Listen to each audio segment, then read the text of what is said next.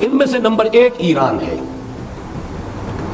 اگر ہم چلتے ہیں عرب سے مشرق کی طرف تو ایران ایک اعتبار سے یہ بازی لے گیا ہے پورے عالم اسلام پر.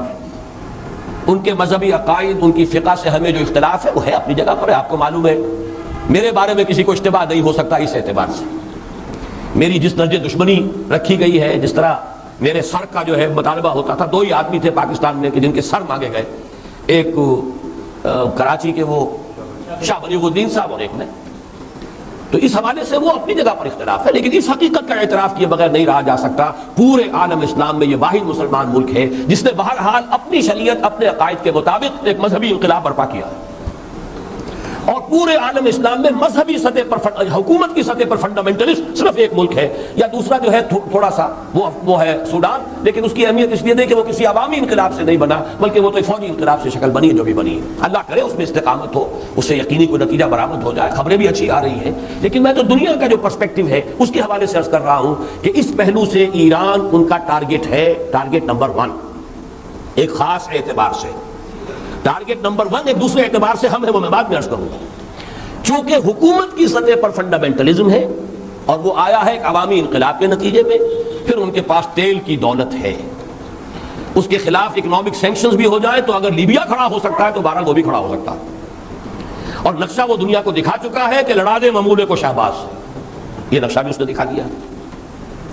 یہ ہے ایران کا معاملہ. نمبر 2 پاکستان. پاکستان 400 برس کی تجدیدی مساعی کا امین ہے، امانت دار ہے. پورے ہندوستان میں مجدد الفسانی رحمۃ اللہ علیہ، شاہ ولی اللہ دہلوی رحمۃ اللہ علیہ، سید احمد بریلوی رحمۃ اللہ علیہ، ان کا جہاد. پھر اس 20ویں صدی عیسوی میں یا 14ویں صدی ہجری میں علامہ اقبال جیسا مفکر، مولانا مودودی جیسا مصنف، مولانا الیاس جیسا مبلغ، شیخ الہند جیسا مجاہد حریت، پورے عالم اسلام میں ان کا پیرلل کوئی موجود نہیں. یہ 400 سال کی تاریخ ہے اس کی امانت، اور اس کے نتیجے میں یہاں کے مڈل کلاس میں فنڈامنٹلزم کا ایک نیوکلیس ہے. اگرچہ حکومت کی سطح پر کوئی پیش رفت نہیں ہو سکی آج تک، بلکہ اب تو پسپائی ہو رہی ہے، اب پیچھے ہٹ رہے ہیں. وہ ہمارے ان سیاسی جو بھی زعماء ہیں، جو جماعتیں ہیں، ان کی غلطی اور الیکشن ہی کو واحد میدان بنا کر اس کے اندر اپنا سارا وقت، توانائی اور قوتیں ضائع کر دینا، یہ ہے در حقیقت جس کا کہ یہ صدا مل رہی ہے کہ اس اعتبار سے تو پسپائی کی طرف ہے معاملہ، کسی پیش رفت کی طرف نہیں ہے. لیکن باہر والے تو دیکھتے ہیں نا کہ اندر کیا کچھ مواد موجود ہے. اگر مڈل کلاس میں وہ فنڈامنٹلزم کا بارود موجود ہے تو کسی بھی وقت اس کے اندر جو ہے وہ کوئی دھماکہ ہو سکتا ہے.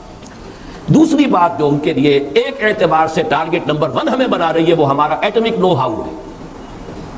پورے عالم اسلام میں اور کسی کے پاس نہیں. اسلامی بم اگر بنے گا تو یہی بنے گا.